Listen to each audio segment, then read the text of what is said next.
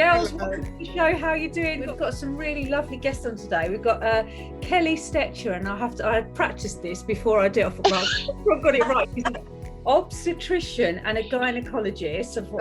Yeah, talked with her, and another lady we've got coming in after is Becky. Becky Measures. She's a BBC radio presenter, but also what I love as well is she sort of raises awareness about hereditary breast cancer, which I'm a little bit scared about because it runs in our families. I'm like, it'd be interesting to find out. But I'm just going to add now the lovely Kellie, and Kellie's in the States. And let me just, Kellie, hi. Hi, thanks for having me. Oh, how are you? You're in your scrubs. Where are you? I am. So I just delivered a baby, which is why I'm not fancy. God, you just delivered brilliant. What did you deliver? Girl or boy? So I delivered a girl this time. But yeah, so I was on call last night, so that's why I'm looking super glamorous. Oh, how lovely. Just delivered a baby. You are looking super glamorous. Well, thank you. It's caffeine. So what time did she arrive? Well, I had a few last night. But so right now it's about 7:30, and so I came from the hospital to be outside for a minute to chat with you guys. Oh, lovely. Thank you very much. Kellie, congratulations. Congratulations. Kellie, I have to ask you though, like, what inspired you to be a gynecologist? Did you sort of wake up one day, I want to be a gynecologist? It's like, for a woman, it's like, I hate those bits of it. But what inspired you to do that?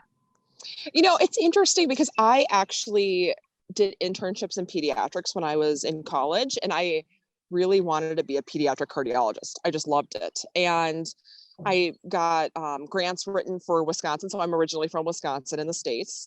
And we were working on getting AEDs in the school systems. And then when I got into medical school, we have to rotate with every specialty, right? And I actually specifically picked OBGYN first because I didn't care as much about my grade because I didn't want to do it, right? Because I knew I didn't want to do it. And I did my first delivery, and that was it. And I was hooked. And being such an amazing part of someone's life, being in that moment, I mean, there's really nothing better. There really isn't. No, can't be. Because I remember having James. I only have one child, and it's the memory of your life. It's such an incredible experience, isn't it? Really, and for someone like you being there to help, and you're always going to be in those people's minds and hearts. That is so true. You brought them the joy. What a fabulous job. It is pretty fabulous. You said to us as well, Kellie, that where you're based is actually where the whenever we talk about George Floyd and like what happened there, and you had to have security, you said, and things around the hospital. So I'm in the Twin Cities, right? And so that's where all of this happened. And for a long time, especially with the trial, we've definitely had our fair share of changes. And I'm glad that things are starting to settle back down with the verdict and everything else. But it definitely, I think, was a wake-up call to people in Minnesota that these things still happen. Because really, I think people are in denial. Right. And if you look at maternal mortality rates here, it's 3-to-1 Black women. Right. And so that's actually one of the things that I'm personally working on is maternal mortality, because it's unacceptable. And we're going to be working with the League of Minority Voters to develop a chapter here in Minnesota. And so we're hoping to launch that in the fall so that we can really look at these healthcare equity issues. I was going to say there's a similar problem in the UK, as far as I'm aware. Didn't Rochelle Humes, who's a music star and a TV star, she did a documentary about Black infant mortality at birth, and it is much, much higher in the UK than other infant mortality. So it seems to be quite a universal problem in a way. Yeah. Oh, absolutely. And that's why we need to tackle it, because I think when you're in denial and you don't see the problem, you can't fix it. Right. And in New Jersey, one of the governors actually just passed legislation, I think it might have been an executive order, that they have to have bias training for all nurses and physicians, which I think is so important. And so we're going to be hopefully developing something like that through advocacy with the League of Minority Voters. And it would be wonderful to get to incorporate that into nursing education and medical education for students, because I think really a lot of these things start early on, and I want to make sure that we're tackling that right away. The difference here in the UK, thank God for the NHS. Yeah. Because no matter where you come from, rich, poor or not, you have, they have a duty of care to you here. If you don't, if you're on the street and so an ambulance picks you up, they don't ask you for your insurance papers first. You go in and you're treated as a person. And I can't understand America being such a mighty power then, not having a system like that. That some people can get medical care, which should be a natural thing, and other people can't. Things might be bad here, but it's not as bad as that, is it? Be honest, Cheryl. Yeah, I mean, it's absolutely true. And I was talking to Dr. Arthur Cassidy about this, because one of my other projects is this organization called Patient Care Heroes. And what we're trying to do is get basically universal mental health access for medical professionals who've had to deal with COVID and different things, because nurses have a much higher suicide rate now, and so do physicians. And when you look at why this is happening, we've got burnout, we've got PTSD, we've got depression, we've got anxiety. However, when you kind of dig down in that, it's a lot of times it's the culture of healthcare. Right. Yes. And we have huge gender equity issues. I know I was in a meeting a few years ago as a board certified OBGYN talking about OBGYN.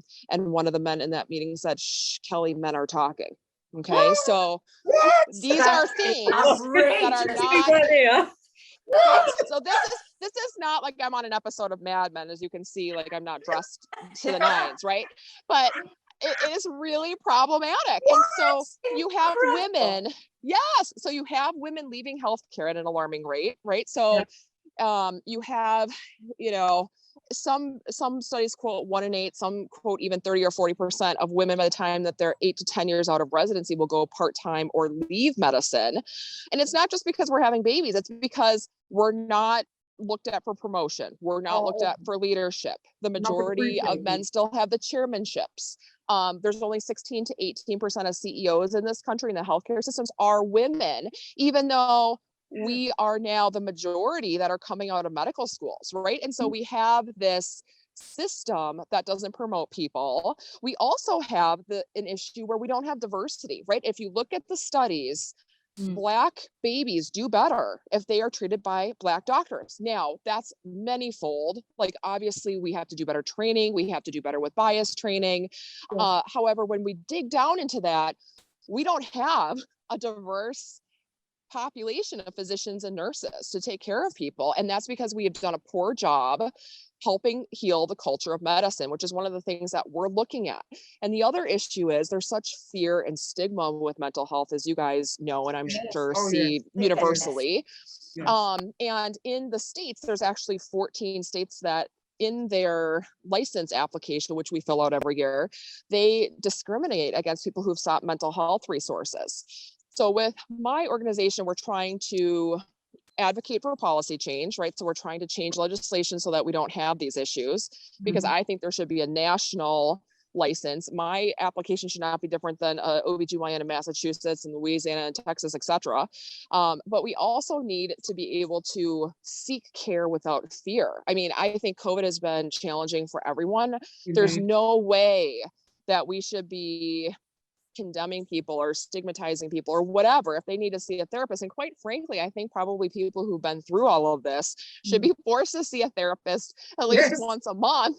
Process everything. There is still stigma here in the UK about seeing a therapist. It's like, oh, there's something definitely wrong with you. You don't see that. Yes, you're crazy, right? That's the first thing that pops in. And then there's the added layer that we don't have the national healthcare system. So, for example, I was a certified nursing assistant, right? So I made minimum wage, which is also a whole debatable topic here right now. But this is before I, went into medical school, et cetera. And there's no way I was going to be able to afford mental health resources for myself if I had been a young, late teens, early 20s woman, minimum wage. There's no way I'm affording healthcare resources. But that job is very challenging. A lot of times in this country, those were the individuals that were moving bodies, and moving people into different positions in the ICUs. And that's obviously traumatic. However, one of the things that I want to accomplish is having free mental health resources for them so that they don't have to think, oh my gosh, how am I going to pay for this? So it's stigma, it's medical licensing, it's the lack of support. And then, as you guys saw, obviously the medical professionals were not believed for about 1 million years in this COVID situation. And so people are like, forget it. I've had mental, physical abuse in some cases for speaking the truth about COVID. We've had people told not to wear scrubs outside in some of the bigger cities because they were verbally or physically attacked by people who were COVID deniers. Attack you because, oh my goodness. We don't have that here. We're lucky in that way. I think UK, that of course there's a lot of people who don't believe it, but they don't physically abuse you about it. How's the hospitals over there now with COVID and that? Are you seeing smaller numbers? Is the hospital overloaded, or what's it like now in the States? So Minnesota's actually done a very good job at vaccine distribution here. And I think that our messaging has been better than a lot of the different states. And so we are seeing numbers decrease. We're seeing mortality decrease, which is, thank goodness for that. The concern is the CDC just released guidance saying that if you're vaccinated, you do not have to wear masks, right? And so they kind of came out with that and didn't really give a lot of details about that. And so everyone felt entitled to just not wear masks. And so we're going to see resurgences because everyone who is an anti-vaxxer, who is an anti-masker, is just going to be, it's going to be a free-for-all. And so we're certainly going to see resurgences. And my worry is we're going to continue to see variants. And so if this breeds variants and all of a sudden these vaccines are not effective, that's kind of my bigger concern about this. I saw that even in the White House this morning, reporters that have been vaccinated are afraid to take their masks off in the press briefings. And I was a bit astonished. I thought Biden was really enlightened. Yeah, I really don't think we should be doing that because, even in the Twin Cities, we've had cases where people have been immunized and then they've tested positive. And so, yes, they might be asymptomatic carriers, but it's not 100% that they are going to not spread it, right? Like, yes, the studies is reassuring that they're not going to spread it, but it's not 100%. Have you been vaccinated as a medical professional? Yes. Did you have access to that? Good. And now it is raining on me. Oh yes. We're off to let you go. She said, there you go. Oh no, bless you. You have to run it, but thank you so much, Kelly. We'll have to get on again, Kelly. We've got so many questions to ask you. So. You are a joy. Yeah. Keep safe, well, it was Kelly. Nice to meet you guys. Yes, lovely to meet you. Wonderful to meet you. Please keep safe. Stay safe. Congratulations. Have a good rest of your day. Stay safe. Bye. Yes. Bye. Bye. Thank you. Bye. Oh, she was lovely, wasn't she? Adorable. It's so interesting to find out, as you say, in different states in the state, because I as you say, you presume there'd be like it'd be so different out there, and it seems a little bit, as you say, Rusty, like we said, backward, as behind. In care. I feel that there's a lot of ignorance going on in America. Completely. They're ignorant on so many levels. It's unbelievable. It's so sad and scary, isn't it? I feel privileged to be in the UK actually, and I've always wanted to live in America. But as you say, if you haven't got the money, or you haven't got the NHS there to protect you, is so scary, isn't it? As you say, very scary. I'd be frightened to live there. You don't realise it sometimes. You think, my God, I'm so lucky to have healthcare. As you say, you feel it would go straight to the doctors, the hospital. Yeah, we're so privileged. Yes, we are. Indeed. Well, we are lucky. Yeah. I've just got Becky waiting. Becky, we can't see you. There she is. Becky, hi, welcome to the show. I thought you looked so glamorous. You know, Very nice. I'm just telling you girls, so you're a radio presenter, but also you create awareness for hereditary breast cancer. So I have to ask you, because I'm quite scared. I said, what sort of the number one advice you give women like who have breast cancer that runs in the family? Because I have it in my family and I'm quite scared. I was like, oh God. Do you know what? So interesting that you've come straight to that, because I've literally just come from interviewing my mum, right? Yeah. And the reason that we're doing this is because it's 25 years of the hereditary breast cancer helpline, and my mum set that up 25 years ago. And my mum was the first person to ever have a preventative mastectomy, right? And the first. Yeah, wow. The doctors where we live, it was like what was that shit, Doctor? What's that film with Martin Clunes in it? Like really old little high-pitched doctor. Yeah, well, little Radio 2 was playing in the corner, etc. Went this doctor, and she said, "I'm not being funny, but you tell me that breast cancer is hereditary, I'm not going to believe you." And for the first time, someone went, "Well, this is an appalling family history," and going forward with that, she was like, well, what can we do? What can we do to prevent it? And he said, well, we just got to catch it early. So they kind of went back and forth with different ideas. She thought about taking tamoxifen early. Obviously, they'd never tried that. She then just one day flippantly said, well, why don't they just take me breast now? And then I don't have to worry about it. Oh, yeah. Wow. Wow. Yeah. And from then, wow. And said this, and he was like, well, yeah, but I don't think we're going to get anyone to sort of believe you because it's not proven. So she then got transferred to a surgeon in Buxton, little old Buxton of place. Yeah. He said, Mrs. Watson, you are one of the most strangest characters I have women sitting telling me, crying that they don't want me to take the breast, that they only want me to take the lump. You're all sat here with nothing wrong with you, wanting me to take the whole lot away. So what a brave mum you've got. Yeah, very brave. How brave and amazing is she? We have just filmed 3 hours with my mum, right? And we're only halfway through the story. Oh my God. A bit emotional actually, because even the had and the things that she's done is incredible. So she teamed up with the guys in Manchester, Professor Evans, who was head of genetics.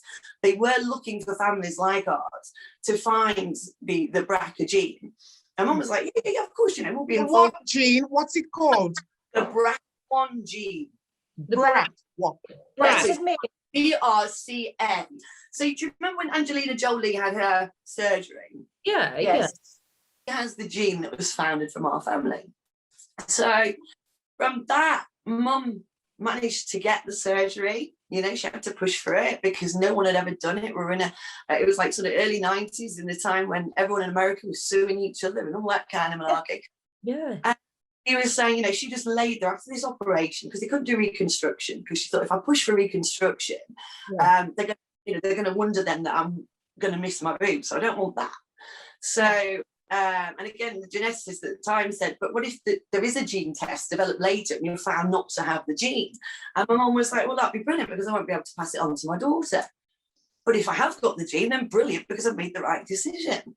Yeah. So she was in the hospital bed after the procedure, and she just said, I felt like the luckiest woman alive. Everybody else was laid there waiting for a prognosis, a diagnosis, what was going to happen next, what was the next course of treatment. Yeah. She said, 2 little scars and I'm going home. How astonishing. Their referrals got blocked. She made a record. She got them their surgery. She then got asked to set up the hereditary breast cancer helpline. All of this thing you'll be able to find in the Measures TV series that's coming out very soon. You'll be able to watch it.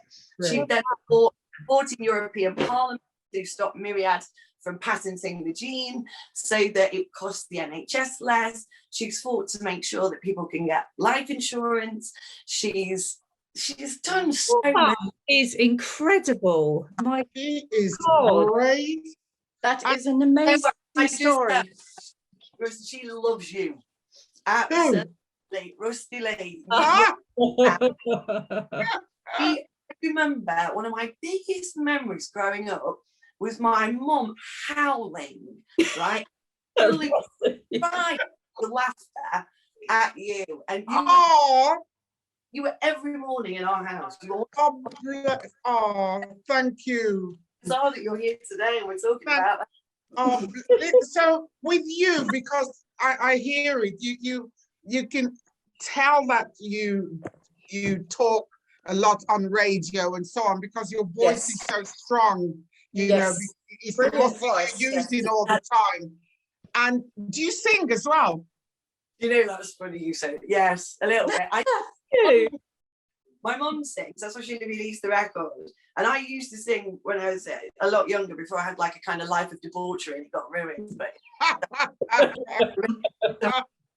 and my little girl sings, and hopefully we've got coming out in this year, because we're 3 generations alive of women in our family for the first time in hundreds of years, because of what it is. Why am I going to cry?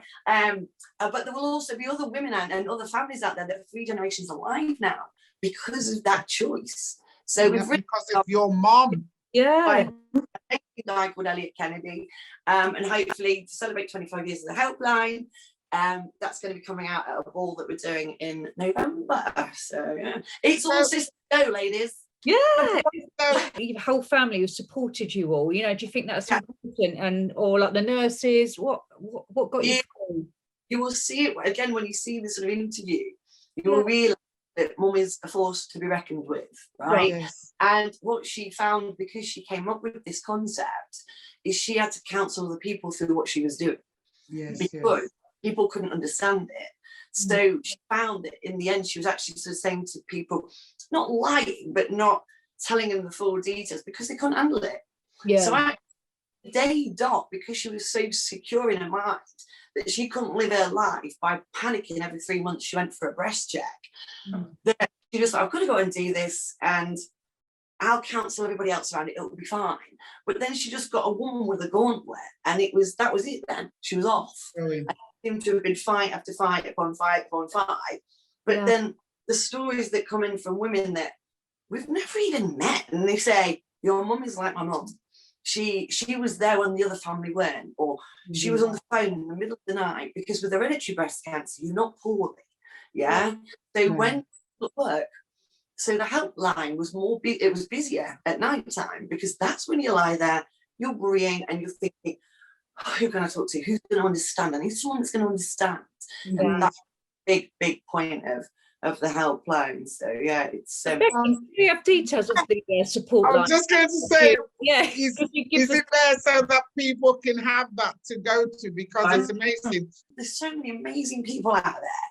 They deserve a platform. And so good at what they do, but they don't know how to get it out there. They don't know how to tell their story. And you know, I spent years on the radio and doing different things. And I always said I had a big enlightenment, right? And it was like, I love my job because I'm a voice for them. It's not about me, it's about them. When you have that sort of, that knowledge, that acknowledgement of that, oh my God, your job becomes amazing. And then all you want to do then is take these people and give them to somebody else that can rise them again, and give them to somebody else, and you watch. And it's glorious, and I feel like this is going to be the next step.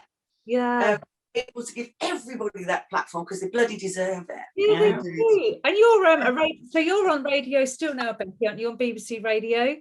Sheffield, BBC Sheffield. I do. So tune in. Come on your show. Please do. I'd love you. In fact, Rusty, would you come on my show one week? Yeah, absolutely. I've done everybody else's. I might as well do yours. Becky, though, you've been such an inspiration. You really have. You and your mum are just incredible. Yes. Made us cry, and you've made us laugh. But you've been cry. It's the first time I've literally broke my heart on camera like this. But you are amazing, Becky, and I'll keep to my word, is what I said. If you pass on information to Lisa, we'll hook up. I'm literally blown away by this. I didn't know what to expect, and I was like, you've been amazing. You've been eye-opening. The angel. I'm doing the angel's wings. That's what I'm doing. Oh, thank you, Becky. Great to see you. Come back to you guys. Lovely to meet you. Love. Frozen. Bye. Bye-bye, Becky. Bye. Bye-bye. Bye. Bye, Becky. Bye. Bye, darling. Oh, she Bye-bye. Oh, She oh. doesn't want to leave us. So sweet. She's lovely, wasn't she? But like, my God, Lovely. what she's been through, and her mum. Wow, yes. Incredible. It And really so is. positive. Absolutely adorable. And what Oh. adorable woman. Yes. Yeah. Absolutely It's been a fantastic. good show, actually. We've had a birth, and we've had a eye opener, and Rossi's got something in the oven as well. So, Yeah, we'll get this out.